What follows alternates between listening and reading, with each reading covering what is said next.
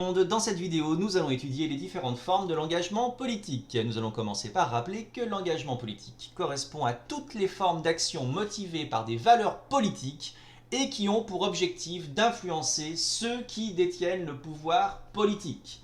L'engagement politique va ainsi s'appuyer sur une participation politique dite conventionnelle, quand elle est liée au processus électoral, le fait d'aller voter, d'être militant au sein d'un parti par exemple, mais l'engagement politique peut aussi s'appuyer sur une participation politique dite non conventionnelle, quand elle sera plutôt protestataire, voire même dans certains cas illégale d'ailleurs.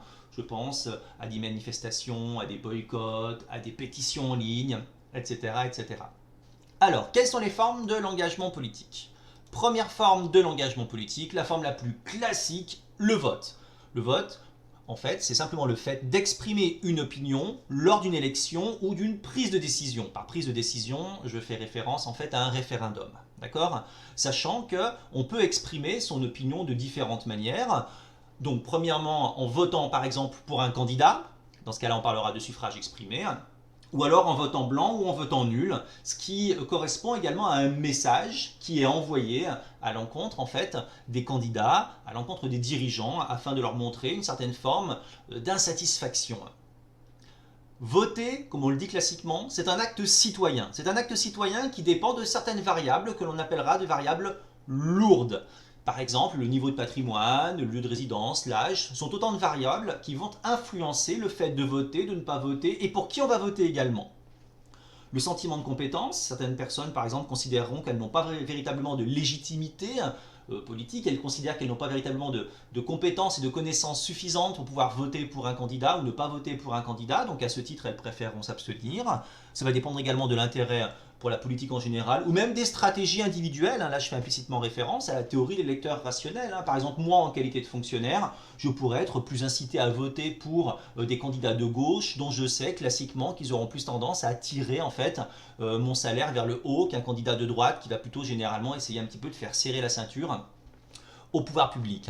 Le fait de ne pas voter, l'abstentionnisme, correspond également à une forme d'engagement politique dans la mesure où c'est un message qui va être envoyé en fait aux candidats, au gouvernement, afin de leur montrer effectivement qu'il y a une forme d'insatisfaction, qu'il y a un certain mécontentement.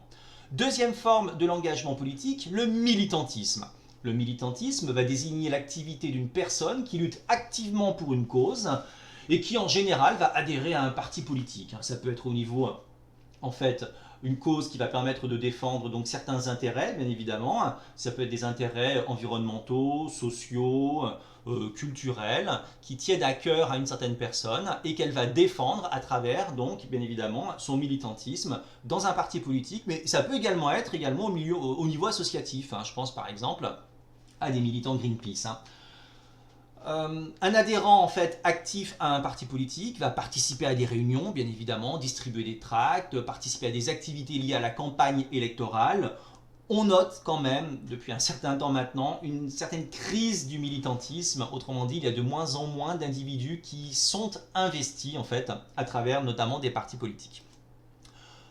Une forme croissante de l'engagement politique, c'est ce que l'on appelle l'engagement associatif. Je rappelle qu'une association, c'est un regroupement de personnes qui vont mettre en commun leurs connaissances en vue de réaliser un projet sans but lucratif. L'objectif, c'est pas de se faire de l'argent. Les associations, bien évidemment, sont au plus près des citoyens. Elles vont détenir une certaine expertise dans un certain nombre de domaines, au niveau environnemental, sanitaire, culturel, etc., etc. Vous pouvez intervenir au sein en fait d'une association en qualité par exemple de bénévolat, d'accord. Vous allez faire éventuellement des dons si vous le souhaitez également. Il faut savoir qu'il y a de plus en plus de bénévoles et d'associations en France.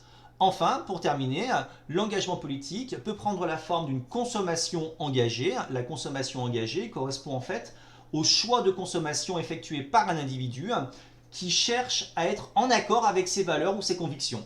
Ça va en fait traduire la volonté des citoyens d'exprimer, de défendre certains principes éthiques, sociaux, politiques. Par exemple, le fait de manger des produits bio d'agriculteurs locaux, le fait de prendre des transports en commun, ça veut dire qu'on veut préserver l'environnement, tout comme le fait d'être vegan pour défendre la cause animale.